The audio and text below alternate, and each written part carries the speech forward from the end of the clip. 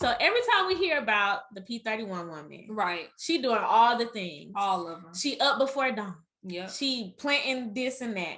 She working. Yeah. She making sure her man satisfied. She meet him at the city gates. She's selling clothes. She making clothes. Yeah, she doing all the things. She doing all this stuff, taking care of the children. Yep. Sis got help. Welcome to another episode of the Sisterhood Debrief, where we discuss all things sisterly, godly, and ratchet. Hey. What's up, y'all? Hey, y'all. Welcome back, TSDers. Okay, I just made that up. I don't know if we want to go with it, but okay, y'all. We need like a little crew name or something. We really do need a crew name. There's some ideas down below. When you say Debriefers, TSDers, Sisterhood. Yeah, sister. When you said welcome back, made me think of Mace. Welcome back. Yeah, he got that song, Welcome Back. Welcome back. Nope. I don't know. I'm editing that out. Don't do it. Oh, how you been? I've been good. I mean, it's been a week, so. Yeah. I mean, what can happen in a week? A lot, but. A lot can happen in a week, y'all. Yeah. But I've been good. Life, I can't complain. Yeah. Life has been, Same. It's not a lot happening. Basically, there is work.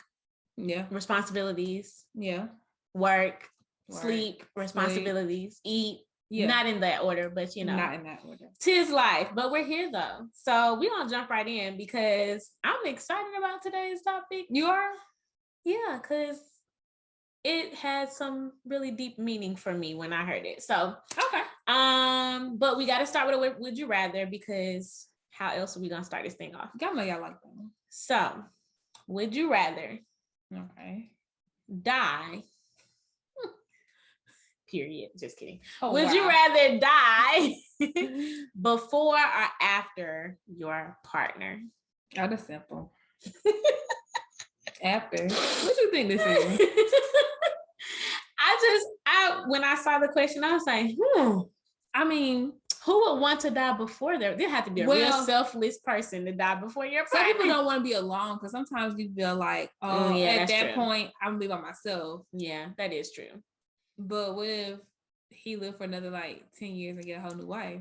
Because what you're not about to do is get remarried. Christopher J. Jackson. Okay, you're not senior. You're not getting remarried. So you got to go first, sir. I'm sorry. Plus, I mean, women normally live longer lifespans. Even though we have the most stress in life, like how does that work? I think it's because older women, if you ever met older women, they don't be stressed. They be like, I'm done with this. They like stressed. I gave y'all 50, my 40, and they be like, years. After that, it is what it is. It is, which is why I don't want to be having no kids in the house at 50. But I digress. I'll be 50 when CJ turn 18 and so. But I just feel like you got to go first. Yeah, sorry. I've given you the best years of my life. And now that you're gone, I'm going to go live out loud. I'm joking. That's horrible. Oh, that's terrible. But no, I definitely, I don't think I want to go first because I'll be in heaven, prayerfully in heaven, Lord, you know my heart. Right. And I'm be looking down like, bro, what you got going on? Who is this chick with my child? Like, with my child. No, there's a lot of things happening here that I'm not pleased with. And then how long will it take you before you move on? See, there's just so many questions. Yeah. Dudes don't be mourning that long. Let me tell you. My granddaddy was looking for a wife. Then, it might have been a year or so, but he was like, I need somebody around the house take care of stuff. People needing people to take care. One of my very close family friends, after his wife died, I would say within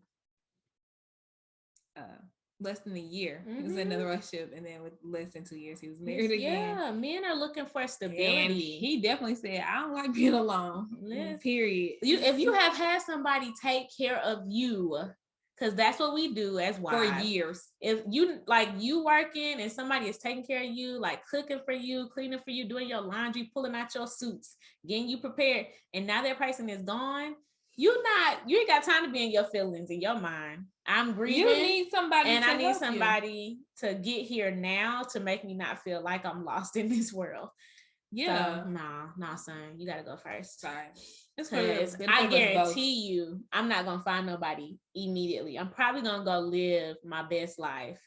Yeah, because most time, think about it. When you be looking at older women whose husband died, a lot of times they don't be getting remarried. They be like, I'm fine. They go out and they like, begin to like rediscover who they are. Yeah. And that's not a bad thing. Mm-hmm. Like the marriage could have been the most amazing experience ever. So I'm not saying it like I'm gonna go live my best life because now you're gone. It's not that. It's just there's a lot of stuff that you honestly can't do as a married person because you're taking care of so many things. Yeah. So not the first thing, absolutely going to grieve. I probably will grieve for a very long time. But as soon as I'm feeling like I can, it's going to be all about me and restoring me and finding me. Especially like your kids grown, like all that kind of stuff. You be ready to be like, it's a whole new world. Love you, but no. You gotta go first, bro. You gotta go first. Speaking of women who sacrifice and give their lives, literally. Yeah. So the reason why I'm excited about today's topic is because we're talking about the Proverbs 31 woman. Okay. But from a different perspective. Yeah, we always hear about the Proverbs 31 woman. Right. Because and I was a little hesitant. I was like, oh, this is repeated. Da, da, da. But this part I've never heard before. So I've talked about in previous episodes this self-care retreat that I went on back in September. Okay. And the keynote speaker was talking about the Proverbs 31 woman. Okay. And she pulled up Proverbs 31:15, pulled up on my phone because I don't want to misquote the scriptures. Okay. Okay, right. And Proverbs 31:15 specifically says, she riseth also while it is yet night. This is the King James Version, y'all. So excuse me if I sound tongue twisted and sluss. She riseth also while it is yet night and giveth meat to her household and a portion to her maidens. Okay. So every time we hear about the P31 woman, right? She doing all the things. All of them. She up before dawn. Yeah. She planting this and that. She working. Yeah. She making sure her man satisfied. She meet him at the city gates. She's selling clothes. She making clothes. Yeah, she doing all the things. She doing all this stuff, taking care of the children. Yep. Sis got help. Y'all. I don't know why I literally have never thought about this. No. I've read the entire chapter. And I don't know if my mind just skipped over it. We skip over it. But she has maidens. Even though she was feeding her maidens, some versions say that she gave them their task for the day. So, the Bible and their versions. Yeah. But at the end of the day, she feeding homegirls. So they probably can't go out and do work. Whatever they're supposed to do. Right? Like you got help. Yeah. So can we talk about that? Like, what is really the Proverbs 31 woman now? Like when you think about... Yeah, what is she today? Right. When you think about what people have made her to be and how unreachable that seems to be. Yeah, it's like right. Very not unattainable. Because I think it also has a lot to do with who's teaching us what a Proverbs 31 woman is.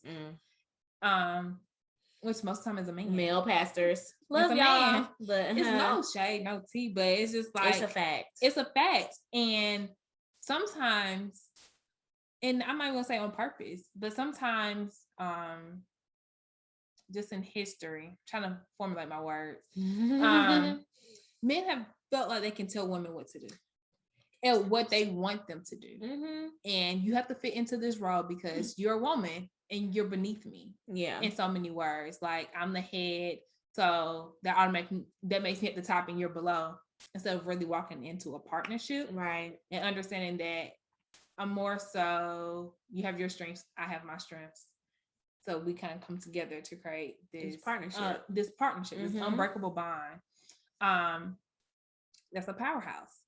And I think it's so easy to focus on all the things that we have to do. That sometimes as women, we kind of see the fact that we have to ask for help as a weakness. Yeah. To be honest. I've been there. And I sometimes am still there. Yeah. Even like during this pregnancy, it's really been like prevalent because people are like, you shouldn't be doing that. You shouldn't be doing that. And I'll get offended. I'm like, why? Why I can't do it? I feel like you're trying to handicap me.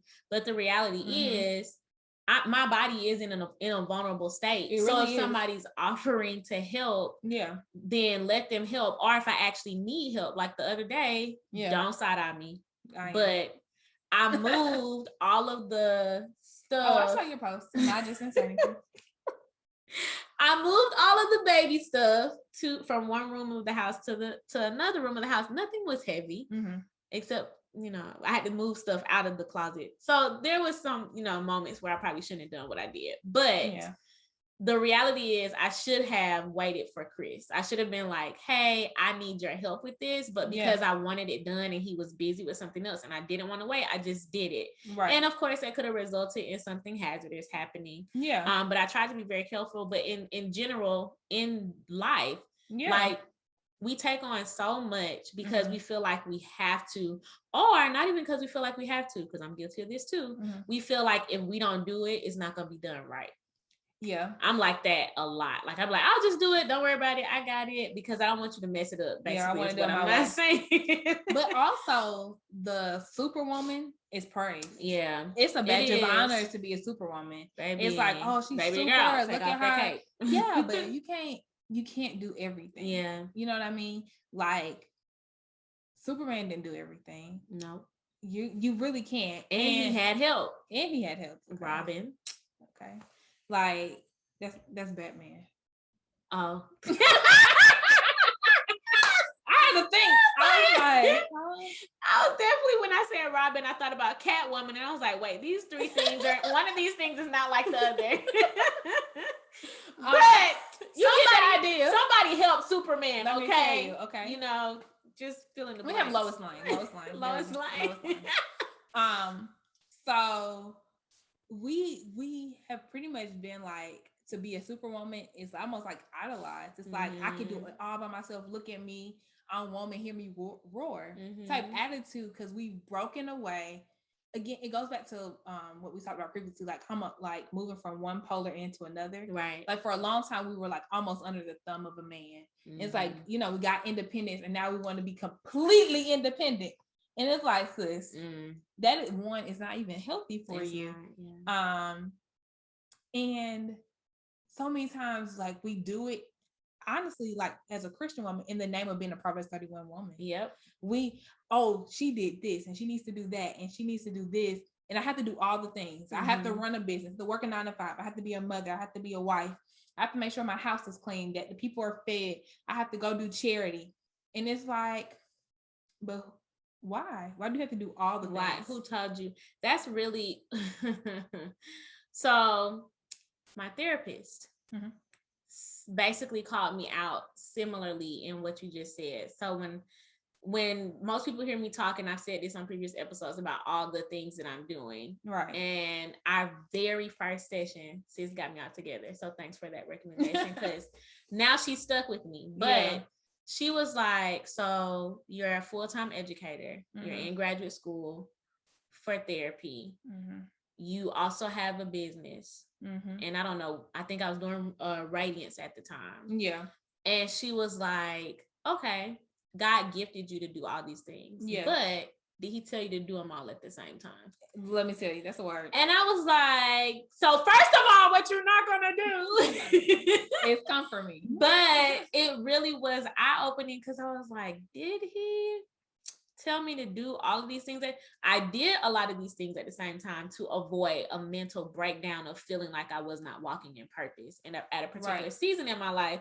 But now that these things are all on my plate, it is very stressful. So I took a few things off, like we paused Radiance, and I tried to slow down a little bit in school. But at the same time, it's like there at one point in time, it was like honorable for me to talk about all the stuff that I do. And now I'm like, I'm just doing too much. It's, I don't even want to talk about it. But before, it definitely was like, I do this and I do this and I wear this hat and I go here and I go there. And you post all this stuff on social media and it looks like you're so big. But what does that serve, or how does that serve you if you're constantly like depleted, drained, like me, you go to bed and you don't even realize you're going to fall asleep for the night. But I just think there's this stigma of what does life look like if I'm not doing all of these things? Right. It's like, do you appear to be lazy, unmotivated, not walking in purpose? Right. So many people equate walking in purpose to being busy. Rest can be purposeful. It is purposeful. We already talked about that. Yeah. Rest is purposeful. Yeah. But I think a lot of it does go back to two things, I think. Mm-hmm. One, being taught that doing all the things is what a woman's supposed to do. Mm-hmm. Two, we equate getting help is only reserved for the rich. It's a luxury. It's a luxury in life. Oh, because who can afford it though? That's the caveat, right? Like if I want somebody to come cook and clean for me, I got to pay for that. You do have to pay for it. But you're getting time back. Yeah. That you don't have to do it. Yeah. Like, I'm not gonna lie. I'm not far from rich at this point in my life. But I do things to afford somebody to come clean my home because it saves me time and stress. Yeah. To be honest. I agree. Like maintaining it, yes, but deep cleaning it is so helpful to have somebody else come in while I'm out doing other stuff. Doing things like activities with Kindle, things I have to do, grocery pickup, because I mean at this point I mainly just do grocery pickup. I haven't been to a grocery store in I don't even know how long, because grocery pickup is life. And I don't have the luxury of a cleaning lady yet, or a person, don't have to be a lady. But I definitely have started doing like meal prep orders for myself, because I meal prep for the entire, household. Yeah. But that can be overwhelming. So I started ordering for myself so that I'm only making meals for, like Chris and just him. And then eventually it'll be him and CJ. But who gonna cook for me? Because I will totally cook for everybody else and then be over here eating cereal or granola bars or something. Yeah, and that's not okay. That's not. So I just think it's fascinating that when we talk about the Proverbs 31 woman, we don't talk about the fact that sis had handmaidens, which is not uncommon for that time period, especially for someone who of her caliber or status to have servant girls or maids or whatever. So when we talk about like all the different aspects of our lives, I think one of the biggest things that I've benefited from is outsourcing. So whether it be in my business, like I said, having somebody meal prep for me, having somebody come and like do our lawn. Sometimes I used to think that having somebody come and do our lawn meant that people would look at Chris like he was lazy. And I had to tell myself, I was like, no, my man is in here studying for all these medical school exams and all this kind of stuff. So that's why we pay somebody to do the lawn, because why should he have to spend 2 hours of study time outside, working the lawn and stuff like that. So just really getting out of this mindset of like, you have to do everything or people are going to, judge you for not doing the thing. All I got to do is stay black and die. Pretty much. Or live, better yet. Like I would like to live and not die because I'm not stressed out, right? Right. But nobody talks about how she had maidens. The biggest turning point in my business was when I hired my virtual assistant. No lie. I mean, revenue went up because I was able to put my hands on not just the virtual assistant, shout out to Red Stapler Associates, but the other people that I added to my team. So graphic art designers, so that I was not the only person making the covers to the books anymore. Right. Outsourcing that, outsourcing to editors, outsourcing to people to format the book. It was just like, why didn't I think of this before? Because like you said, it was like a luxury. I can afford to pay these people, but yes, you can up your price. Yeah. You really can't afford all the things. Yeah. And just because, it's another thing, just because you can do it doesn't mean you should be doing it. That's true too. Like, just absolutely. because you can cook, just because you can clean your everyday life, just because you can do a cover art, just because you can format the books, doesn't mean that your time wouldn't be better spent doing something else beneficial. Right. The Proverbs 31 woman was able to do all these things because those small, everyday, mundane tasks, she was able to outsource to someone else. Yeah. So her time was better spent doing things that really elevated her life and her family's life. Because what is it that you cook and clean all day, yet your kids have no memories with you playing with them? Like, that's what I would rather have. Yeah. I would rather my kids remember me being a present mom versus a mom who's like, pick that toy up, do this, do that. Like, and that's how we have to look at it. And so, yes, maybe today, right now, you can't figure out how you're going to be able to maybe pay for a house cleaner. Right. But look at it like, okay, maybe I only pay for somebody to come in deep clean once every 3 months. Right, yeah. Right. And then you save up for it. You know, you stop door dashing. And because that part, I mean, those add up. Let me tell you, I look at my bank account sometimes. I'd be like, dog, I need stock and DoorDash. I have spent $50 on a $12 meal that I could have went up the street and just picked up. Nothing makes me better when I be seeing the increased price. First of all, I be knowing how much the prices are from the places that are freaking on the regular. And I'm like, first of all, y'all taxing on this regular price. When this meal becomes $20. $20 for a doggone cheeseburger that I don't probably. Oh my gosh. And I'm like, I could have drove up there for this. Listen, I'm just saying. But you know, if you just find little ways that you can save, it will help you out in the long term. Like, because to be honest, the number one killer of most women is stress. It's stress. I never forget my coworker a few years ago was telling me about her cousin. And her cousin at the age of 32 had a brain aneurysm and died. Wow. From stress. Wow. Stress is a silent killer. It is. So many of us absorb the stresses of life, other people's stress, and we walk around carrying it like it's a badge of honor when it's really killing you. Yeah. Like, it's being stressed out, being overworked, being tired every day is not a badge of honor. And we have to free ourselves from that mindset. Absolutely. That this is the way life is supposed to be. Yeah. Because this is just hard for me to believe that God created us to be overworked and tired every day of our life. No. Like, do you really believe that the guy who created this beautiful world, this beautiful galaxy, who rested on the seventh day, created a life where you're going to just be working every day, overworked, tired, that you can't even enjoy life? I just don't think that's. Y'all know how many times Jesus slept in the doggone Bible? A lot. I'm just saying. He slept a lot. Jesus used to sleep. A lot. He slept on the boat in the midst of That's the storms. What I was thinking about. He was like, and he was mad they woke him up. Yeah. He was like, why y'all bothering me? I don't know. Like, I don't know why that just made me like get excited, because I'm just like, why do I not allow myself to rest? I literally just saw something on Instagram that said, as soon as you treat rest as if it's a reward, you have already done yourself like a disservice or something to that effect. Because it's not, it's a necessity. Like, you don't earn the right for your body to rest. Your body naturally needs to rest. So that looks like cutting some things out, delegating some tasks. Yeah. One of the things that I learned from a business coach that I follow on online is that when you have like this extensive task of things to do, you take 2 or 3 things that you're going to do per day. It's not I got this whole list and I'm going to see how many I can knock off today, and whatever's left today, I'm going to roll it over to tomorrow. And add some more. Right. And then add some more, because that's how I used to think.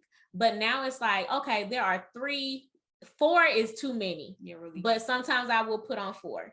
There are 3 things that I need to do today, and these are the 3 things. And if I get those done, great. If I don't, one of those 3 things don't go tomorrow, and that'll be the start of the 1 to 3 things that I do tomorrow. Yeah. Versus making myself feel like if I don't do all of these things, I'm somehow failing. Yeah, at the things life. That's not true. Yeah. Okay, email didn't get sent out to my email list this week. Right. The world's not gonna stop. It's not gonna stop. They still on the email list. And when they get an email, they still open it, because the value that's in it is something that they need. But I just feel like it's not a necessity to do certain things all the time. Even when it comes to, and I'm kind of going into the business part, but even when it comes to like posting on Instagram. Yeah. Why I'm posting every day? For why? Yeah. Why? Just to make sure people still see me and know that I'm here, and I'm still making money whether I post on Instagram or not, unless, you know, like influencer type, like you get your coins from posting on. But even still, unless you actually have, unless you actually have a campaign, is there a need for you to post every day? Right. And that's something that is kind of like forced on you. And when you're talking about social media and you growing it as a business, as an entrepreneur, is that you have to do these things, but you really don't, because at the end of the day, if it's not serving your audience, then why? Yeah. You know, why put that pressure on yourself? Why? And then outsource. It's a whole bunch of social media managers out there. You. And if you can afford them, or even just, get somebody from a business school. That's what I did that once, and it worked out fine until they couldn't do it anymore. But get somebody who's as an intern. Yeah. Somebody who needs the experience. That's what businesses do. Absolutely. That's what Fortune 500 companies do. They get interns. So lots of them. This whole I got to do here, and I got to do this. I got to be there. I got to go here. I got to, respond to this person. No, you don't. No, you don't. You don't. And what it makes me think about this is the come in looking at the Proverbs 31 woman is that she prioritized her life. She did. And that is really the key to life. So many people focus on like, how do I balance all these things? You can't. Sorry to tell you. You can't balance it all. Not sorry. But if you prioritize, you will make sure that the right things are done. So you have to figure out what are priorities in your life, and those things that fall lower on the list, that's not a bad thing. They're just a lower priority, which is okay. And try to outsource them if you can. If it's a task you can outsource, if it's a task that you can get help with, you can. Also, there is no shame in asking for help. Yeah. So many people are taught to do it, or I don't really know where that like sense of shame comes from. Yeah. Or feeling like you're less than because you had to ask for help. Yeah. It doesn't mean that anything's wrong with you. I'm thinking this is me talking like something that I had to deal with and know that not to get over spiritual. I feel it coming. But it was come on with the word. It's really a spirit. It's a spirit of shame. It's a spirit of guilt that God did not call us to walk in, that God did not give us. And it's really, to be honest, if it's not from God, it's from the enemy. Yeah. It's from the devil. I'm not even gonna say the enemy. It's the devil. We're gonna call him what he is. And you have to come out of alignment with that. You have to come so you can fully walk into the life God has for you. And I just think that so many of us are missing out on blessings of relationships. Absolutely. Because relationships can be blessings. And fruitful relationships because we refuse to ask for help. Because we refuse to really let people in who can help us grow in so many areas of our life. I think about new moms a lot. Because this is like the area where my mom used to make fun of me all the time because I downloaded like all the apps, all the community boards, and my mom would be like, "This is how you do it," or from experience, I'm telling you. And I'm like, well, the app says, because the app like gives you like what you should expect every week, how to do this, what to do that. Like the app itself, like the experts like, I've been through this twice. Right. And then you have like a community board of women who are going through it with you, who are chiming in on these same type of topics. Yeah. My mom is like, girl, you got to ask for help. You can't sit here and drown. Yeah. And whatever this is talking about, some app is telling you what to do. Right. Because obviously whatever it's telling you is not working. It's not working. So like we really have to get out of the alignment of being scared to ask for help. Or feeling like we are burdened when we ask for help. Yep, I was thinking about that. Yeah, you're not. Like everybody asks for help. That's something that I teach Kendall now. Like it is okay to ask for help. Everyone asks for help. You become a better person when you ask for help. You can't be an expert at everything because people can't read your mind either. That either. Like that's especially when you think about relationships or you're with somebody, maybe it's like a partner or your spouse, or even if you are in a space where you're receiving support from family and friends, it's like, what do you need? Yeah. Because I'm not a person that's going to assume that you need me, because I know that can come off as offensive. Yeah. But I will always make myself available if I feel like I have the capacity to support. So my question is like, tell me what you need. Like, how can I help? How can I serve? But if you don't say something, that person literally is just watching you have a whole attitude about nothing. I was really bad at this in the beginning stages of marriage where I would do a lot of stuff. Yeah. And I would be like, I know he see me struggling over here with this box or with this whatever, but he not, doing nothing. But then he would say stuff like, do you need help? And I'd be like, no, I got it. But I'll say it with an attitude. It'd be so dumb. Right. It's the dumbest stuff, but a lot of times. But everybody do it. Everybody does. Yeah. And a lot of people do it all the time. And I think one of the things that you said is like, where does it come from? Number one, for me, so maybe somebody can relate to this. Yeah. Growing up, I didn't have parents that I could go to and ask stuff from them. Okay. I was the person, especially in high school, where they would come to me, mm-hmm. or I will offer to help support with them, because I was in a position with the writing where I was able to like offer financial support in moments where it was needed. I also had people place very high expectations on me because of some of the things I had accomplished or were perceived to be able to do at such a young age. And it was just like, oh, she got it. She don't like, you know how the teacher, you'll be the person in the classroom who know how to do the work. So the teacher never comes and check your stuff or never ask if that's how I was growing up. And I feel like we had, fairly similar experiences with that. But that's why now when I'm in a position to receive help, my in-laws might be asking me, what do I need? Or do y'all need anything? And I'm just like, no, we're good. You're right. And then I'm like, when we need to ask for help, and that might be the solution is to ask them, I'm like, no, we can take care of this. And I just don't want to ask anybody, because it does come off like being a burden, because that's what it felt like to me when I had to help other people. It felt like, dang, I can't even keep my own money. But that, I mean, it could come from that. It could come from feelings of just insecurity and doubt, where maybe you were told growing up that you couldn't do certain things. So now you got to try to prove to everybody that you actually can do all of the things. So, I mean, I think it's really important to identify, like, where does this come from? What is that? Therapy. Hello. Where does this come from? Why do I feel like I can't receive support? I don't deserve support, not worthy of support.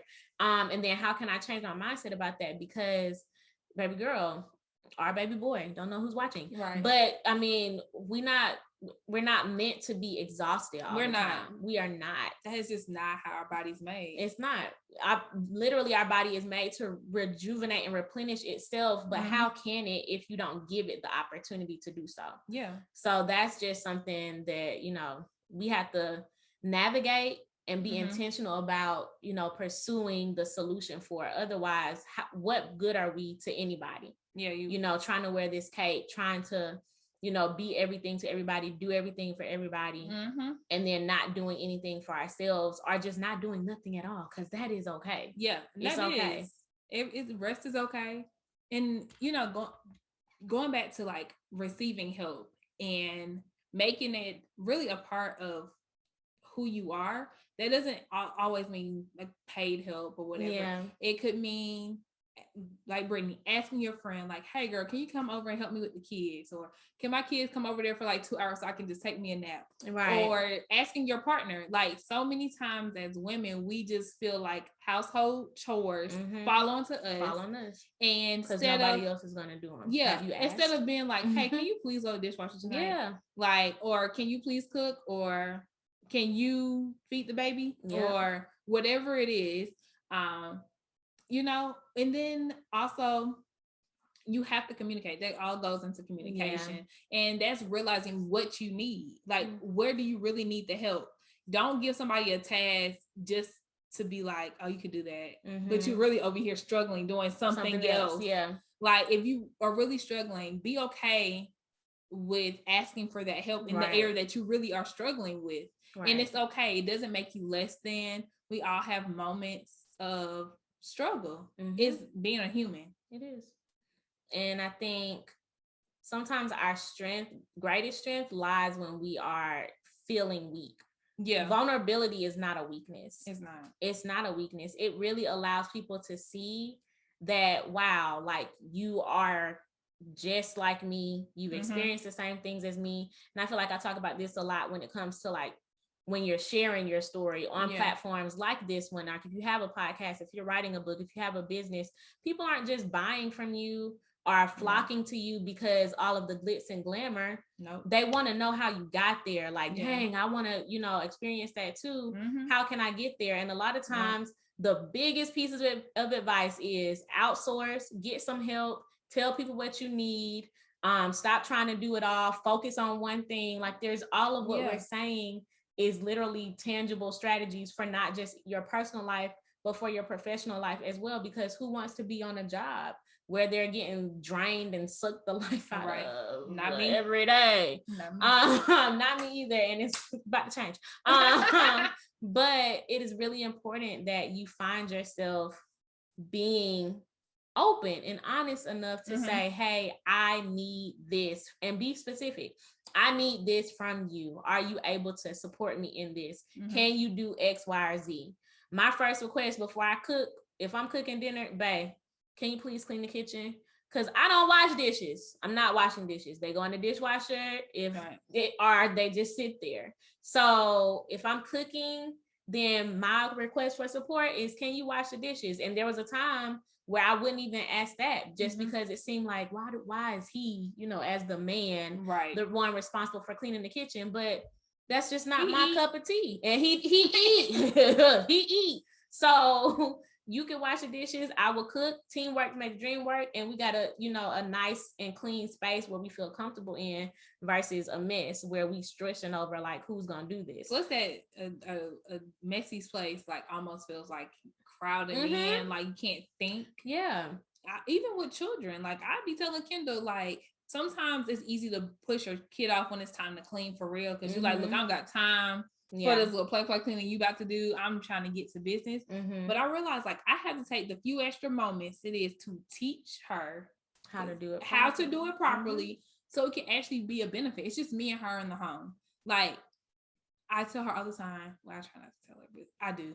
I'd be like, we have to work together as a team, because it's just us here. So you can't just leave your toys laying around. You just can't leave a cup on the table and not put the items back where they belong, where they go. That's how you help mommy. Yeah. Okay. It's a small thing, but you have to communicate to your children. Like, it's not okay that they just leave their clothes wherever they took them off. It's not okay that they leave their toys in the middle of the floor. Right. I don't know, if I step on a toy, it goes in the trash.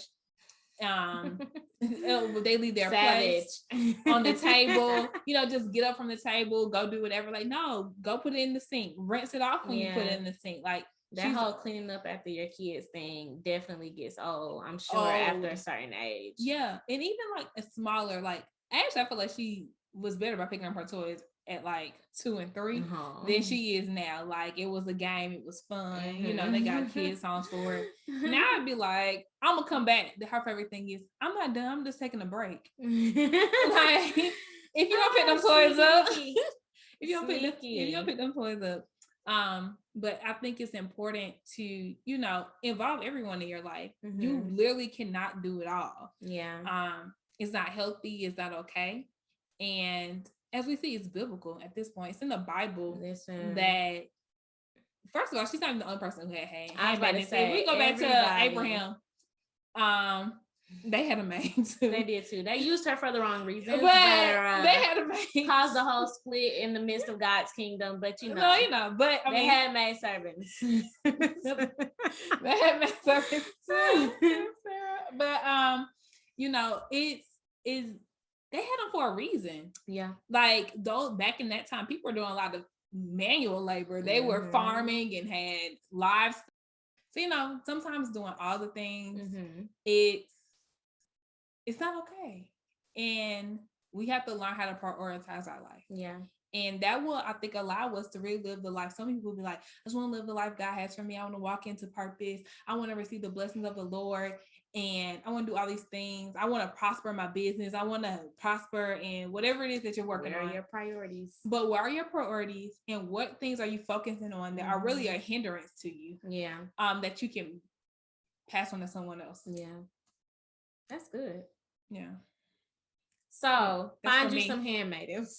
That's the word for me. I'm really bad about asking for help. Brittany's really good about asking, what do I need help with? And I'll be like, nothing. Yeah, I will ask. And you do say nothing. I say nothing. And I'd be like, sis. Sometimes I'll tell you, like, can you come hang out with Kendall? But for the most part, I say nothing. But that's literally because I outsourced to my mom. Well, just know the village is not singular, okay? I'm not gonna lie. But no, I definitely feel like that is the lesson of like the century. Outsource, ask for help, get support, take the cape off. Yeah. Like, don't walk around with this cape on thinking that you have to be everything to everybody all the time, because then what do you have left to give to yourself? Right. What do you have left to give? Even if you are giving it all to the purpose that God is giving you in your life, what good is that if you are walking in purpose with heavy feet, drained, tired, slumped over? So do what you have to do to support your physical and mental and emotional self, right, so that you can, you know, do all of the things that you feel like or that you know God has called you to do, whether it be a mother or a business owner, or, you know, a friend, and all of these other things, a wife, whatever other hats you wear, because we wear them all. Really and I think it's a beautiful thing. It's just a matter of doing it with sustainability in mind. Yeah, because so many times we living for the now and the moment. And to be honest, there's no war for being Superwoman. Ain't no award.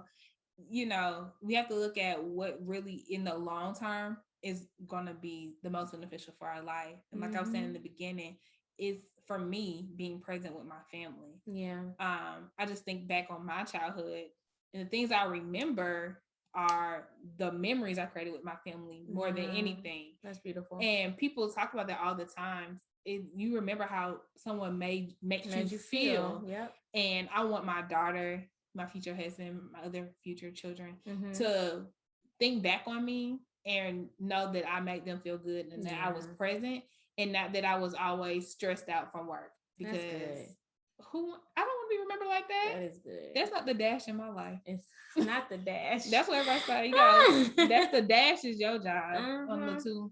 So I don't want people to remember me that way. I don't want to leave here and somebody like, man, she was always stressed about work. Yeah, listen. Eventually, y'all gonna hear me stop talking about my job. Okay, I'm just saying. But that was good. I love that. That's not gonna be the dash in my life. Yeah. And on that note, we want to thank you guys. Yes, because I like that. That got to be on a caption somewhere. Okay. Or, you know, social media post. Anyway, thank you guys for joining us for this episode of the Sisterhood Debrief, where we discuss all things sisterly, godly, and ratchet. Please don't forget to subscribe, like, share the video, all the things. We appreciate those of y'all who've been rocking with us. Yep. And we will catch y'all next week. Bye.